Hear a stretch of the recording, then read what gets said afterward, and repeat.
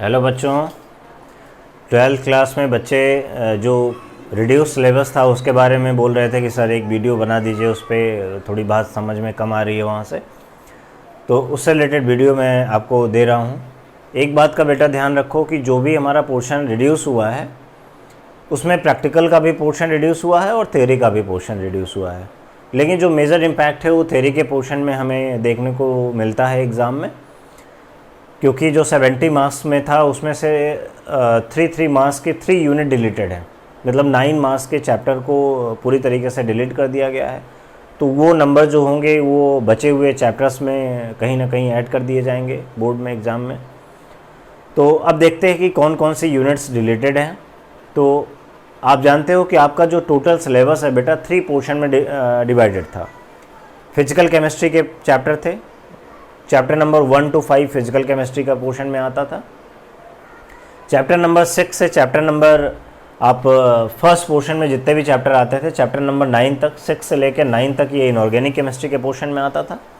और फिर chapter number 10 से आपकी एक अलग बुक थी जिसमें chapter number 10 to chapter number 16 आता था ऑर्गेनिक केमिस्ट्री के पोर्शन में। तो अब देखिए यहाँ पे पूरा सिलेबस आपका लिखा हुआ है कि कौन सा पोर्शन डिलीटेड है। हम आपको इसको पढ़ना बता दे रहे हैं, इसको समझना बता दे रहे हैं। इसके बाद आपको पूरा रिड्यूस सिलेबस अगर चाहिए होगा, किसी भी सब्जेक्ट का चाहिए होगा, तो आप हमें व्हाट्सअप करेंगे इस नंबर पे 9451828200 पे। अब देखिए केमिस्ट्री में फर्स्ट यूनिट की बात करें, पहले ये बात कर लेते हैं कि कौन सी यूनिट डिलीटेड है। तो बेटा unit number 6 general principle and process of isolation of elements, ये इनऑर्गेनिक केमिस्ट्री का पोर्शन था, ये पूरी यूनिट डिलीट कर दी गई है। ऐसे ही यूनिट नंबर 15 पॉलीमर्स की पूरी यूनिट डिलीट कर दी गई है, ये ऑर्गेनिक केमिस्ट्री के पोर्शन में था। और ऐसे ही यूनिट नंबर 16 केमिस्ट्री नेबरेटिव लाइफ, एक छोटा सा चैप्टर था 3 मार्क्स का, ये भी ऑर्गेनिक केमिस्ट्री का पोर्शन था, ये भी पूरी तरीके से डिलीट कर दिया गया है। तो अब हमारे पास 16 में से 3 चैप्टर को रिड्यूस कर दीजिए, 3 यूनिट को रिड्यूस कर दिए, तो हमारे पास टोटल 13 यूनिट्स हैं जो एग्ज़ाम में आने वाली हैं।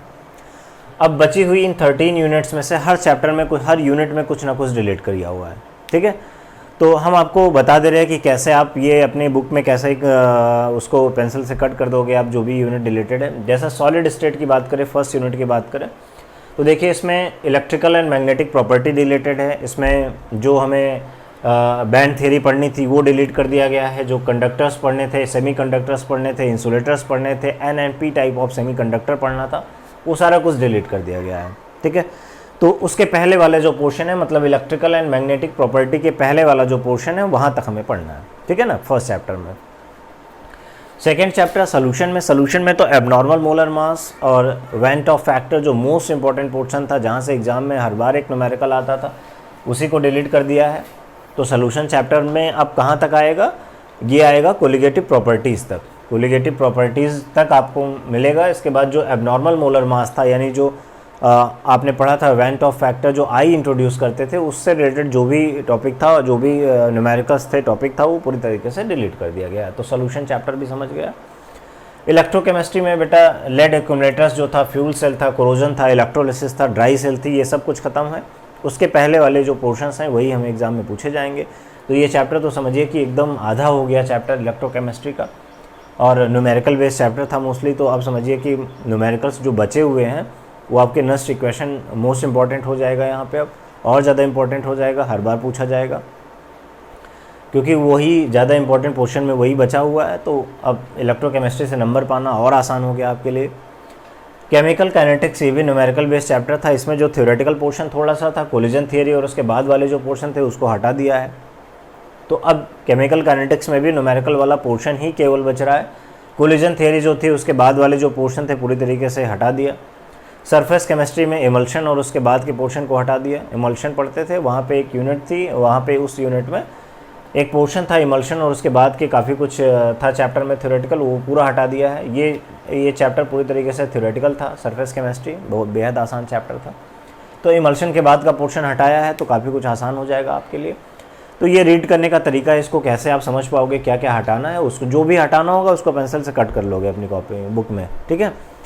और एक चैप्टर हम लोग पढ़ रहे थे हेलोएल्केन एंड हेलोएरीन्स, तो उसमें क्या नहीं पढ़ना है, उसमें यूजेस नहीं पढ़ना, uses and environmental effects of halogen compounds, ये हमें नहीं पढ़ना है।